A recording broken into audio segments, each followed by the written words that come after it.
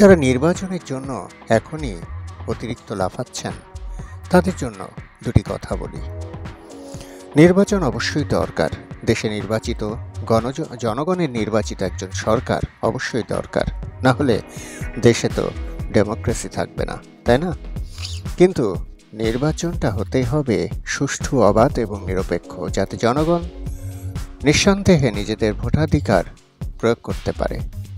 তার জন্য যে জায়গাগুলো সুষ্ঠু এবং সুন্দর হওয়া প্রয়োজন সেগুলো হলো বিচার বিভাগ, নির্বাচন কমিশন, বেসামরিক প্রশাসন, নিরাপত্তা সংস্থা, গণমাধ্যম।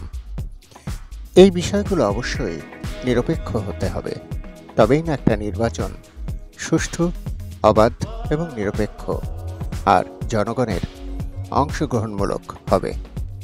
সকল রাজনৈতিক দল অংশগ্রহণ করবে, একটা প্রতিযোগিতা হবে, কে জিতবে কে হারবে কেউ বলতে পারবে না।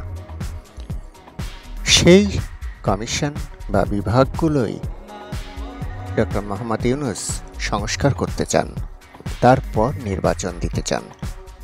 তাই নির্বাচন নিয়ে এত মাথা ঘামানোর এখনো সময় হয়নি।